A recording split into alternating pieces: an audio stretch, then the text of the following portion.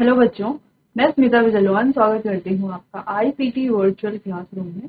आशा करती हूँ आप सभी स्वस्थ होंगे और अच्छे से अपनी पढ़ाई कर रहे होंगे। बच्चों, आज हम पढ़ने जा रहे हैं क्लास 12 की केमिस्ट्री और हमारा चैप्टर चल रहा था कोऑर्डिनेशन कंपाउंड। इसी को ये आगे कंटिन्यू करेंगे। तो यहाँ पर काफी सारे टॉपिक्स हमने अपने लास्ट लेक्चर में डिस्कस कर लिए थे, उन्हीं को ही आगे कंटिन्यू करते हैं। लेकिन आगे कंटिन्यू करने से पहले एक बार रिवाइज कर लेते हैं जो जो टॉपिक हम अभी तक पढ़ चुके हैं, फिर चैप्टर को आगे कंटिन्यू करेंगे।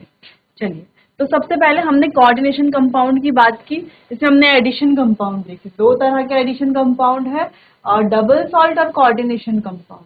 ठीक है, तो कोऑर्डिनेशन कंपाउंड की क्या क्या प्रॉपर्टीज होती है वो हमने थोड़ा बहुत देख ली थी। फिर हमने बात की सेंट्रल मेटल एटम कि सेंट्रल मेटल एटम क्या होता है, कौन सा होता है, कैसे आइडेंटिफाई करेंगे, क्योंकि ये प्रॉपर्टीज वो शो करना चाहिए, है ना, कि स्मॉल साइज का जेड इफेक्ट और जेड इफेक्टिव होना चाहिए, हाई न्यूक्लियर चार्ज होना चाहिए और वेकेंट डी ऑर्बिटल होना चाहिए। फिर हम लीगेंड्स के बारे में बात कर रहे थे। लीगेंड्स क्या होते हैं बच्चों? इलेक्ट्रॉन पेयर डोनर होते हैं लीगेंड्स। ठीक है, किसको डोनेट करते हैं? सेंट्रल मेटल एटम को। सेंट्रल मेटल एटम क्या कर रहा है? एक्सेप्ट कर रहा है, यानी कि सेंट्रल मेटल एटम क्या हो गया? लुईस बेस, है ना, इलेक्ट्रॉन एक्सेप्टर हो गया। चलिए, तो ये हो गया था। फिर हमने लीगेंड्स का क्लासिफिकेशन पढ़ा, जहां पर हमने on the basis of charge, यानी कि चार्ज के आधार पर अलग अलग तरह के लीगेंड्स देखे। तीन बेसिकली हमने देखे, एक हमारे positively charge ligand, negatively charge ligand और हमारे पास है और न्यूट्रल लीगेंड। तो ये तीन तरह के लीगेंड हमने यहाँ पर देखे। फिर बात की हमने डेंटिसिटी की। ठीक है, डेंटिसिटी का मतलब है number of electron pair a ligand share with same central metal atom, यानी कि सेम सेंट्रल मेटल एटम के साथ जो नंबर ऑफ इलेक्ट्रॉन पेयर एक लीगेंड शेयर करता है उसी को क्या बोलते हैं? उसकी डेंटिसिटी। डेंटिसिटी अलग अलग होती है, जैसे किसी की एक है तो मोनोडेंटेट, दो है तो बायडेंटेट, ट्राइडेंटेट, पॉलीडेंटेट, इस तरीके। तो ये हमने देखे। इसके अलावा कुछ और लीगेंड्स भी थे, जैसे ambidentate ligand, flexidentate ligand, chelating ligand, इनके बारे में भी हम बात कर रहे थे। तो सबसे पहले हमारे पास है मोनोडेंटेट लीगेंड, जो एक इलेक्ट्रॉन पेयर को शेयर करते हैं। ठीक है, जो लीगेंड शेयर करते हैं सेंट्रल मेटल एटम वो कोऑर्डिनेट बॉन्ड, तो उसे कहा जाता है मोनोडेंटेट लीगेंड। तो यहाँ पर काफी सारे एग्जाम्पल हमने देखे monodentate ligand. Next bidentate ligand, जो के पास क्या होती है? दो डोनर साइट होती है। ठीक है, तो हम ये कह सकते हैं ligands which can form to coordinate bond simultaneously with the central metal atom ion are known as bidentate ligand. जो सेंट्रल मेटल एटम के साथ दो इलेक्ट्रॉन पेयर को शेयर करें या हम कहें दो कोऑर्डिनेट बॉन्ड बनाते हैं। ठीक है, दो डोनर साइट हैं तो दो कोऑर्डिनेट, मतलब दो डोनर साइट तो हैं लेकिन दो ही बॉन्ड भी तो बना रहे हैं, तो बोलेंगे बाइडेंटेट लीगेंड। क्लियर है? जैसे यहाँ पे इथिलीन, इथाइलिन डायमाइन है या ऑक्जेलेट आयन है, ऑक्जेलेटो भी जिसे हम बोल सकते हैं। फिर हमने यहाँ पे डाइथिलीन ट्राइएमाइन एक लीगेंड है, जो कि जिसे हम ट्राइडेंटेट या पॉलीडेंटेट लीगेंड बोल सकते हैं, क्योंकि इसके पास क्या है? दो से ज्यादा डोनर साइट्स हैं। जैसे आप देख सकते हैं यहाँ पे तीन बॉन्ड ये बना रहा है।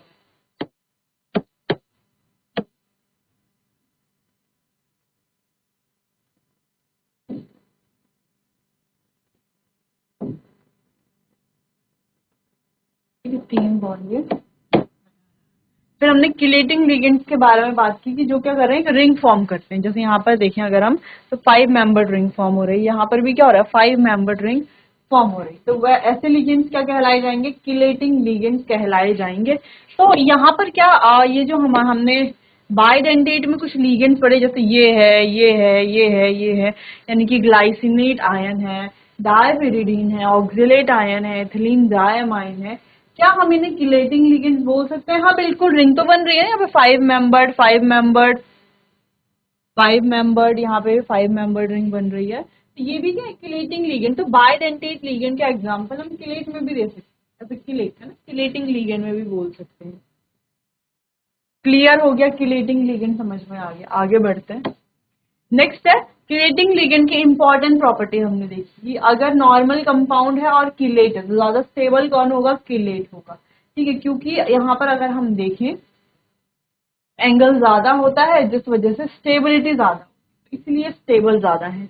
लेकिन अगर हम बात करते हैं 3 मेंबर्ड रिंग की या 4 मेंबर्ड रिंग की, तो जो 3 मेंबर्ड रिंग है, 4 मेंबर्ड रिंग है, यहाँ पर एंगल स्ट्रेन बहुत ज्यादा है, ये ऐसा रहना ही नहीं चाहेगा, है ना। एंगल स्ट्रेन बहुत ज्यादा है, इसी वजह से स्टेबिलिटी यहाँ पर कम होती है।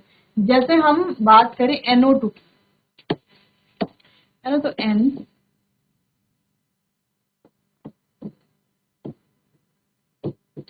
तो ये भी बॉन्ड बना सकता है और ये भी बॉन्ड बना सकता है किसी मेटल के साथ, है ना। ऐसे यहाँ पर एक 3 मेंबर्ड रिंग बन सकती है, लेकिन ये बनाते नहीं है हम। क्यों 3 मेंबर्ड रिंग? क्योंकि ये बहुत ज्यादा हाईली अनस्टेबल होता है। इससे सिंपल तो हम सिंपली क्या कर लें, इसको सिंपली क्या कर लें, इसकी कोई भी एक डोनर साइड यूज करके वहां पर जो है उस, है ना, एक डोनर साइड यूज करके वहां से कोऑर्डिनेट बॉन्ड बनाए, दो दो बनाने की जगह पर।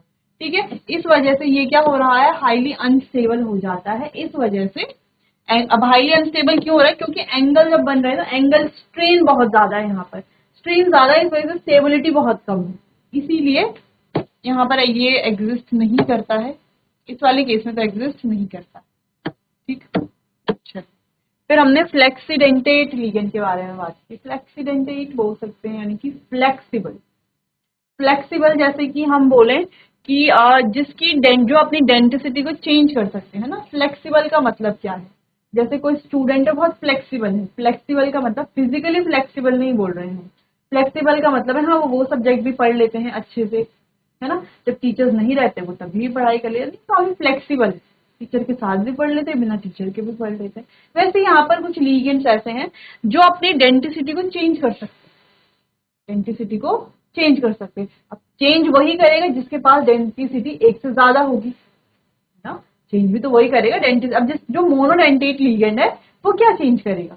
कोई लीगेंड ऐसा है केवल एक ही मतलब एक ही इलेक्ट्रॉन पेयर को शेयर, यानी कि केवल एक ही कोऑर्डिनेट बॉन्ड बना सकता है, वो कहाँ से शेयर करेगा, है ना। वो कैसे अपनी डेंटिसिटी को चेंज करेगा? वो तो चेंज नहीं कर पाएगा डेंटिसिटी को। तो डेंटिसिटी को चेंज कौन कर सकता है? जो पॉलीडेंटेट लिगेंड है, जिनके पास एक से ज्यादा डोनर साइट्स हैं, वही तो चेंज कर पाएंगे अपनी डेंटिसिटी को। तो जैसे it can change it denticity, so it is known as flexidentate ligand. तो यहाँ पर जैसे हम SO4 नेगेटिव को देखें, तो ये क्या कर सकता है? अपनी डेंटिसिटी को चेंज कर सकता है, मोनोडेंटेट से बाइडेंटेट, है ना। मोनोडेंटेट या बाइडेंटेट दोनों की तरह ये एक्ट कर सकता है। तो इस तरह के लीगेंड को कहा जाता है फ्लेक्सीडेंटेट। कुछ एग्जाम्पल हमने यहाँ पर देख लिए थे। बात कर रहे थे हम एम्बीडेंटेट लीगेंड। अब ये एम्बीडेंटेट लिगेंड क्या है? एम्बीडेंटेट लिगेंड का मतलब है जिनके पास एक से ज्यादा डोनर साइट तो है, डोनर साइट तो है एक से ज्यादा, डेंसिटी ज्यादा है, लेकिन एक बार में केवल एक ही साइट को ये यूज करते हैं, जैसे NO2 हमने देखा। क्योंकि अगर ये रिंग वाले कंपाउंड बना भी लेता है ना, दोनों साइड को यूज कर लेता है, तो वो कंपाउंड ज्यादा स्टेबल नहीं बन रहे थे, जो कि हमने देखा। इसके अलावा साइनो है, तो साइनो भी एक बार में साइनो यूज होगा या आइसोसाइनो। तो यहाँ पे एक और एग्जाम्पल है थायोसाइनो।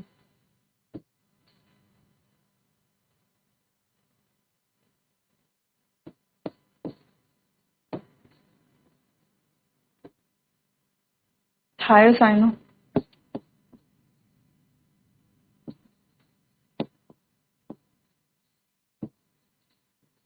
आइसोथायोसाइनो, ये एग्जांपल्स हैं। तो ये आप नोट कर सकते हैं कि एम्बिडेंटेट लिगेंड्स क्या है, इंपॉर्टेंट भी है। ठीक है, बस आपको इनकी जो डेफिनेशन है ये पता होनी चाहिए। बाकी लिगेंड्स तो आप देख ही लेंगे, क्योंकि लिगेंड्स तो हमने काफी सारे पढ़े, पॉजिटिवली चार्ज, नेगेटिवली चार्ज और न्यूट्रल। उन्हीं में से तो सारे आ रहे हैं। कुछ एम्बिडेंटेट है, कुछ मोनोडेंटेट है, कुछ फ्लेक्सीडेंटेट है, कुछ बायडेंटेट है, कुछ पॉलीडेंटेट है। ठीक है, कुछ किलेटिंग लीगेंड्स है। तो वहीं पे से आ रहे हैं सारे जो हमने पढ़े, जो बेसिक्स में, जो स्टार्टिंग में हमने पढ़े चार्ट्स के बेसिस पर जो भी लीगेंड पढ़े, वहीं से हम सारे एग्जांपल ले रहे हैं। तो आपको ध्यान रखने हैं, बस आपको वो याद कर लेने हैं। और यहाँ पर जितने भी लीगेंड है उनकी जो डेफिनेशन या उनको याद रखने के लिए कि एम्बिडेंटेट कौन से होते हैं, ऐसे ही आप एम्बिडेंटेट को फ्लेक्सीडेंटेट समझ रहे हैं। ठीक है, तो ये गलती नहीं करनी है, इतना आप नोट कीजिए। फिर ऑक्सीडेशन नंबर के बारे में बात करते हैं।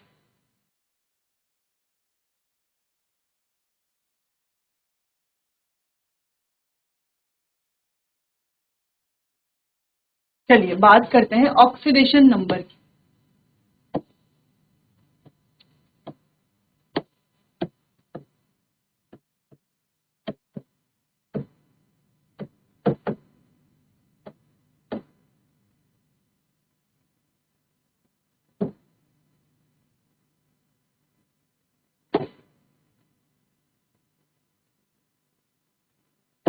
चलिए, तो कोऑर्डिनेशन नंबर है क्या, सॉरी ऑक्सीडेशन नंबर है क्या। ऑक्सीडेशन नंबर किसे कहेंगे, जो चार्ज है सेंट्रल मेटल एटम पर या सेंट्रल मेटल एटम पर ही जो चार्ज है, इसी को क्या कहेंगे, इसी को हम कहेंगे ऑक्सीडेशन नंबर। किसी भी कोऑर्डिनेशन कंपाउंड में सेंट्रल मेटल एटम पे जो चार्ज है उसी को कहा जाएगा ऑक्सीडेशन नंबर। तो हम कह सकते हैं the charge present on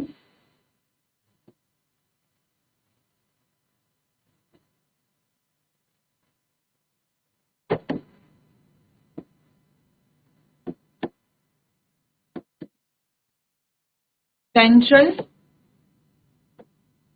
metal atom of a coordinate compound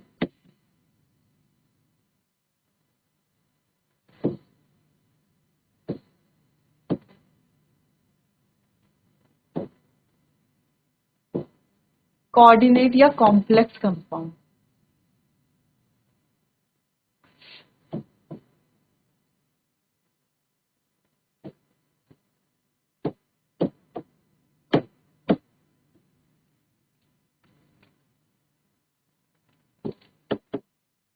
is known as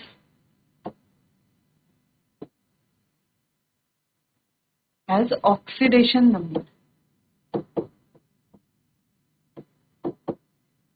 क्या कहा जाएगा, ऑक्सीडेशन। ठीक है, चलो ये तो समझ में आ गया कि ऑक्सीडेशन नंबर क्या। मान लो कोई एग्जांपल हमने लिया K4 FeCN6। अब इसमें बताना है सेंट्रल मेटल एटम पे कितना चार्ज है। तो मेन बात ये नहीं है कि हमें डेफिनेशन पता है, डेफिनेशन पता होने से कुछ नहीं होगा, डेफिनेशन पता होने से हमें बस ये पता है कि हाँ इसका मतलब क्या है, लेकिन निकालना कैसे चार्ज वो इम्पोर्टेंट है ना। एफई में कैसे हम निकालेंगे चार्ज, कैसे पता चलेगा हमें कि कैसे हमें चार्ज फाइंड करना है। अब देखो, सबसे पहले हमें पता होना चाहिए कि सेंट्रल मेटल एटम कौन सा है ना। इनमें से सेंट्रल मेटल एटम कौन सा है कैसे पता चलेगा, क्योंकि देखो अगर सेंट्रल मेटल एटम है CMA, CMA होने के लिए क्या इंपॉर्टेंट कंडीशंस है। पहला कंडीशन है कि स्मॉल साइज होना चाहिए। दूसरा कंडीशन है कि हाई न्यूक्लियर चार्ज होना चाहिए, जेड इफेक्टिव भी बोल सकते हैं इसको। ठीक है, थर्ड ये है कि वेकेंट डी ऑर्बिटल होना चाहिए।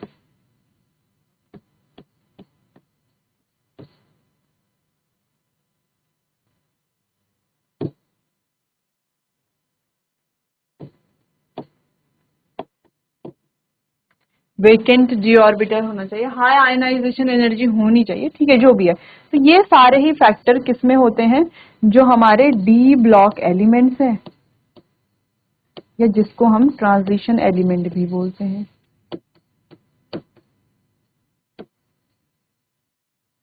तो ये सारी प्रॉपर्टी कौन शो करते हैं, जो हमारे ट्रांजिशन एलिमेंट, जो कि इनमें से कौन है, वो है Fe। तो यानी कि Fe का ऑक्सीडेशन नंबर हमें निकालना है। अब जो इसके साथ जो अदर मेटल्स या जो भी जो लीगेंड्स होते हैं है ना, इनका नंबर कैसे पता, जैसे कि हमारे पास है पोटेशियम, CN। ठीक है, इसके अलावा कहीं पर क्लोरीन भी हमें देखने को मिलता है, क्लीन डायमाइन भी हमें देखने को मिलता है। ठीक है, इसके अलावा NH3 भी हमें देखने को मिलता है, CO देखने को मिलता है, और C2O4 2 नेगेटिव देखने को मिलता है।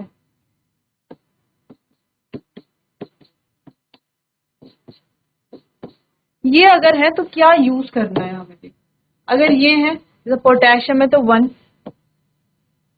CN है तो -1, क्लोरीन है तो -1,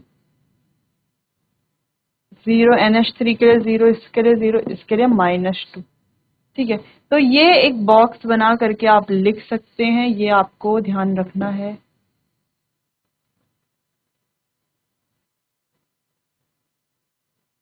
ठीक है, चलिए, तो बॉक्स बनाने की जरूरत तो नहीं है।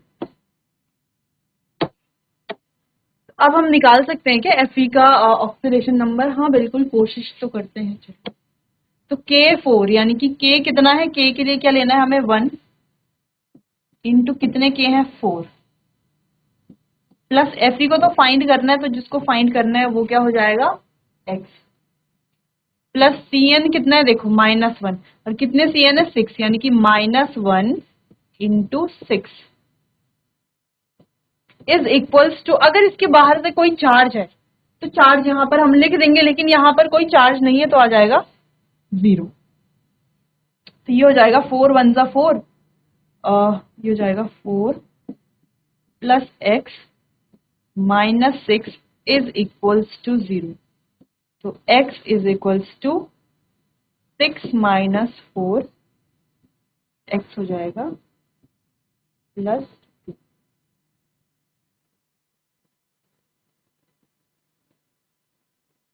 Fe कितना आ गया +2। तो हम कह सकते हैं कि Fe क्या है यहाँ पर +2 ऑक्सीडेशन नंबर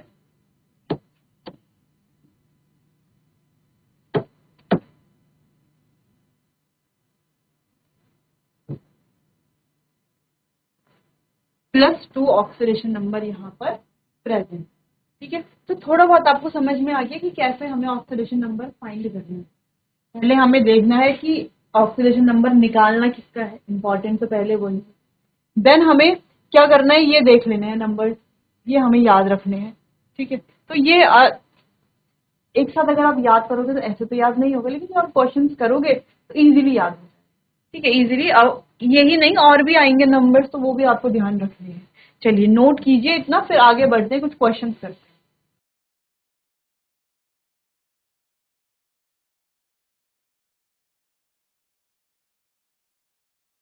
चलिए तो कुछ क्वेश्चन यहाँ पर हम करते हैं। क्वेश्चन यहाँ पर हैं तो आप खुद से भी कर सकते हैं इन्हें।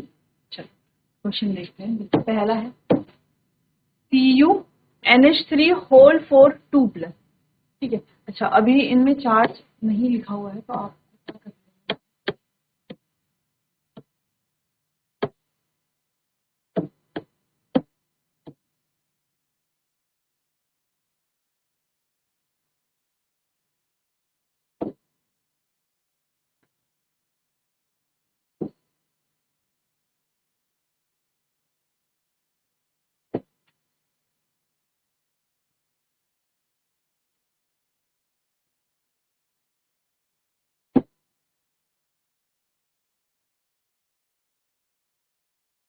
चलिए तो क्वेश्चन देखते हैं। तो सबसे पहले है ये वाला क्वेश्चन, CuNH3 होल 4 +2। ठीक है, +2 क्या है, इसके बाहर से चार्ज है। तो सिंपल सा करना है, सेंट्रल मेटल एटम कौन सा साफ साफ दिख रहा है Cu है, तो Cu की जगह पर आ जाएगा X। देन NH3 कितना होता है, यहां पर हमने देखा NH3 कितना है 0।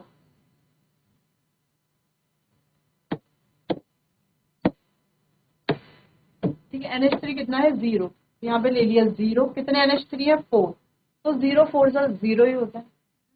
+2 है ना, बाहर से जैसा हमने यहाँ पर कहा था कि अगर बाहर से कोई चार्ज नहीं है तो 0 लिखेंगे, कोई चार्ज जैसे यहाँ पे +2 है तो +2, यहाँ पर देखो -3 है तो -3 हमने लिखा हुआ है। इस तरीके से करना है।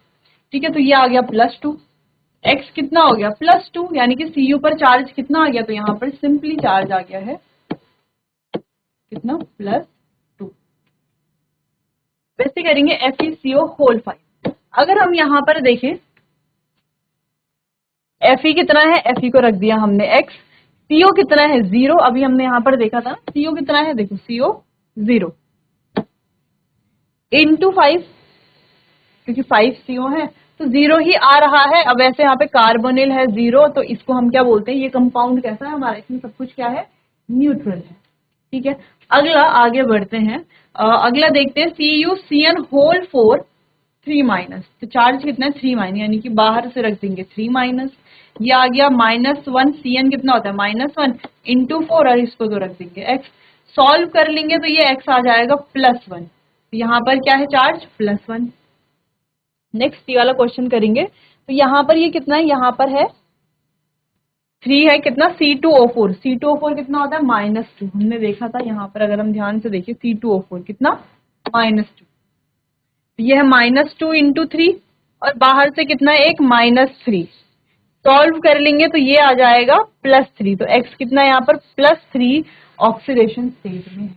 तो ऐसे ही आपकी जो बुक्स में क्वेश्चन है उन बुक्स से, जैसे ये देखो C2O4, उन बुक्स से जो क्वेश्चंस है वो आपको कर लेने हैं, देख लेने हैं ना कि क्या क्या क्वेश्चन यहाँ पर है।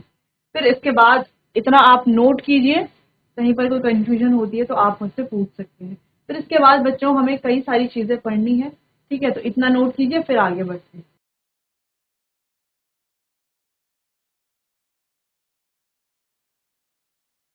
तो चलिए बच्चों, आज के लिए बस इतना ही। आज हमने ऑक्सीडेशन नंबर के बारे में सीखा।